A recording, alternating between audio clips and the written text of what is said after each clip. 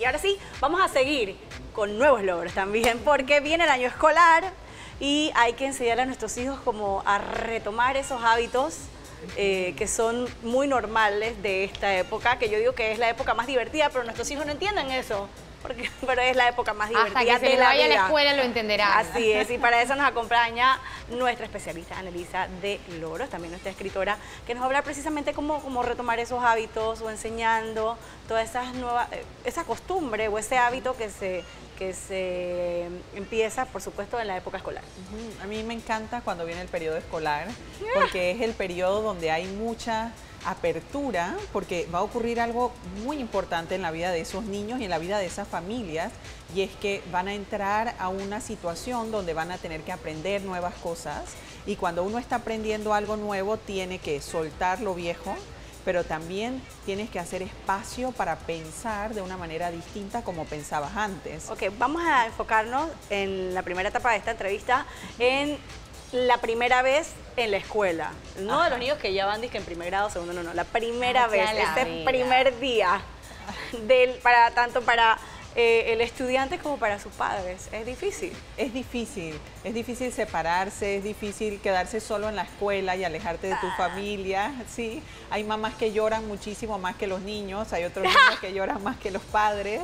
Yo he visto niños trepando las paredes. Sí, que hasta vomitan. El chiquillo llorando. Sí, que hasta guindado en la vomitan. cerca y la maestra, parece un centro de detención. Es una locura. Exactamente. Pero fíjate que hay maneras en que uno puede suavizar ese proceso. Y al comienzo me estabas hablando bueno, hay hábitos, ¿sí? Y cuando estás de vacaciones pierdes la estructura, pierdes las rutinas. Y cuando empieza el año escolar otra vez hay que retomar. Pero hay una gran diferencia en la forma en que uno hace ese cambio de hábitos y la forma en que uno logra que ese niño se separa de los padres. Y eso tiene un truco bien importante. ¿Cuál es el Yo truco? la viví como maestra. Llegaba un niño así y el niño venía caminando bien bonito con su lecherita y de repente cuando el niño me veía empezaba, no, y la mamá, ¿qué te pasa? Y yo no sabía controlar eso, ¿sabes? A ti no te entrenan, a ti te enseñan metodología de la educación, tú te vuelves un profesor, un teacher, un no sé qué, pero a ti no te enseñan ese momento en el que el niño se aloca y no se quiere despegar de la mamá. ¿Qué debe hacer la mamá y qué debe hacer el educador en ese momento en el que el niño pierde la razón? Porque de verdad, créanme, el niño pobrecito pierde la razón. Sí. Ajá, sí. Hay que esperar que llore y que se Ajá. desahogue. Sí, Hay niños que lloran 8 horas, ¿ah? Sí, hay niños que lloran 8 horas, pero si un niño llora 8 horas por 2 semanas, entonces tienes que buscar ayuda psicológica, ¿ok? Claro. Porque algo más está pasando ahí. Puede haber un trastorno de ansiedad por separación, que son temas puntuales que requieren de atención de psicología. O sea, es normal que llore. Pero es normal que lloren porque eso es un proceso de cambio y cada vez que hay cambios se requiere adaptación y se generan muchos miedos y muchas angustias. Algunos niños lo manejan de una manera, otros de otras. Pero el tema está en cómo prevenir llegar a ese extremo, porque puede parecer normal que vayan los primeros días de la escuela y lloren a gritos, pero en realidad hay formas en que puedes prevenir que llegues Nos falta a esa una semana más o situación. menos o 2 semanas para algunas escuelas. Ajá. Ya, ¿qué podemos hacer desde casa? Ya. Mira, tienes que preparar al niño para el cambio.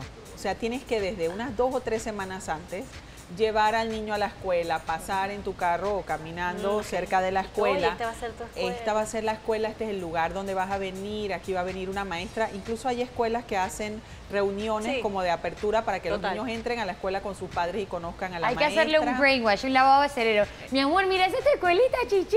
Sí. Esa es la escuelita, mi amor, vas a venir a la escuelita y repetir eso 100 veces. Hablarle de la maestra, aunque no sepas el nombre de la maestra, Claro. le dices, la maestra es una persona que está cuidando a los niños que están en el salón de clases.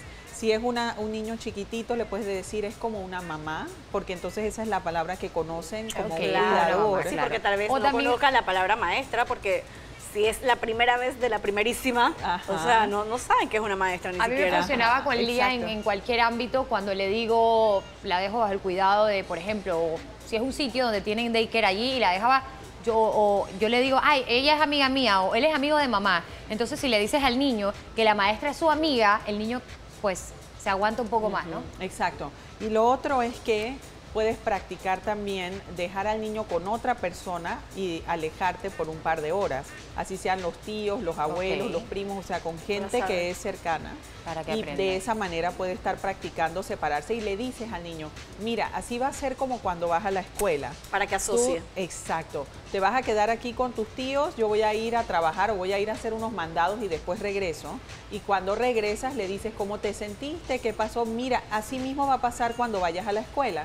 Vas a estar unas horas con esas personas allá y después entonces vas a regresar a la casa o vas a estar conmigo. Esto me habla mucho de esas mamás que no trabajan y se la pasan todo el tiempo con los niños. Los niños son súper apegados a su mamá, imagínate, 5 años apegados a mamá y de repente llega ese día Ese momento, que y tiene se que vuelve llegar y que va a catastrófico llegar. para el niño. Y para la mamá. Y para la mamá. Pero a la final tenemos que velar es por el bienestar del niño, señora, hágame el favor. Entonces, es como tú dices, hacer como que ese desapego antes del periodo escolar. Exacto. Me dices algo que es bastante importante y que de repente pues nunca lo había tomado en consideración, y es que ya cuando el niño llora durante una semana pues hay que buscar ayuda psicológica. Antes, cuando no se utilizaba tanto la psicología como una herramienta en las escuelas, porque sabes que ahora juega un papel súper importante. Te daban 2 chancletazos. Gracias. En Y mi tiempo hasta era ahí un llegaba lash. tu lloradera. Era un lash y hasta ahí. Los niños lloraban y no les pasaba nada. Ajá, ¿Qué- entre qué- comillas. entre comillas. Por eso ¿Qué hay tienes tú? tanto adulto jodido en la calle. ¿Qué me Exacto. tienes tú que decir a eso que te digo yo de que no pasaba nada? Sí, bueno, fíjate, lo que pasa es que no pasaba nada, pero se orinan en las noches, pero se comen las uñas, pero se arrancan el cabello, pero se engordan, pero no quieren comer o no quieren tomar agua o dejan de jugar o no duermen bien en la noche. Entonces ese no pasa nada, realmente. pasa algo. Sí pasa algo. Lo que pasa es que en el mundo de los niños lo que está pasando no lo comunican directamente, que es lo que hace un adulto. O sea, un adulto te puede decir, estoy asustado porque, no, algunos adultos, estoy asustado porque voy a ir a este nuevo trabajo y tengo miedo de no poder con la demanda o la carga laboral. Eso podría decírtelo un adulto, pero un niño no te va a comunicar directamente, tengo miedo de ir a la escuela porque no sé si me voy a poder aprender todo lo que me van a enseñar ahí, no sé si voy a ser un buen estudiante, sino que lo que va a ocurrir es que va a sentir el miedo, pero va a actuar el miedo. Entonces, lo que es importante es que uno le pueda ayudar al niño a ponerle palabras y que el niño lo pueda verbalizar. Entonces, tú le dices al niño, ¿será que estás asustado porque te vas a quedar solo en la escuela con unas personas que no conoces? Porque lo que pasa es que dependiendo de la edad del niño, estamos hablando de niños hasta 10 años, Claro. no siempre el pensamiento está tan conectado con las emociones. Eso es un proceso que va ocurriendo progresivamente y a medida que el pensamiento se va desarrollando, entonces va a poder comunicar más cosas o hablar de otras cosas. Una pregunta, veo que ahora pues analizamos mucho el tema, estamos tocando el tema, tenemos que analizarlo, pero voy mucho a lo que decía Erika, de que en nuestro tiempo era un lash y ya. Hay mucha gente que toma este tema y simplemente lo explica como, oye, eso es normal, él va a llegar, va a llorar y después eso se le va a pasar. Ajá. Y hay otras personas que dicen, no entiendo por qué, y es lo que está pasando aquí, no lo digo por mí, porque yo sí lo entiendo porque como educadora vi que esto traía efectos en los niños, me traía niños inseguros, me traía niños que no querían estar en el salón, me traía niños que tenían ansiedad, eso yo lo vi. Pero hay otras personas que dirán que de repente le estamos metiendo mucha mente a esto, un buen panameño. Sí, seguramente hay un grupo de gente que piensa así, pero probablemente son las personas que no manejan tanta información acerca de lo que ocurre adentro del cerebro y cómo funciona el sistema emocional. Eso no significa que el niño no tenga que ir a la escuela, no significa Claro. que tengas que dejarlo en la casa porque está llorando cuando va a la escuela.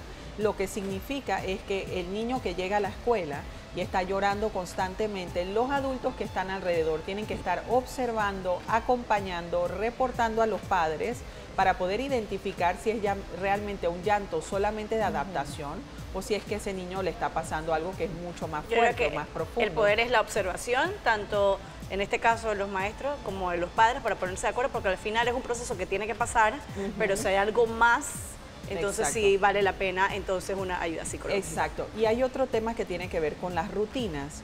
Si todo el verano el niño ha estado durmiendo hasta las 10 de la mañana y ahora empieza la escuela y ese lunes se tiene que parar a las 5 de la mañana, Difícil. entonces es muy difícil para el cuerpo mismo de la persona Claro. poder estar en la disposición de ir a la escuela. Entonces es mejor que desde unas 2 semanas o 3 semanas antes empieces a practicar que se despierte más temprano, que se acueste a dormir más temprano en la noche para poder entrar a una estructura de horario nuevamente y que cuando arranque la escuela eso no sea una novedad para el cuerpo, Así al es. cuerpo mismo. Muchísimas gracias, Annelisa. Interesantísima. Y bueno, eso es un proceso normal en la vida de todos. Gracias por esta valiosa información.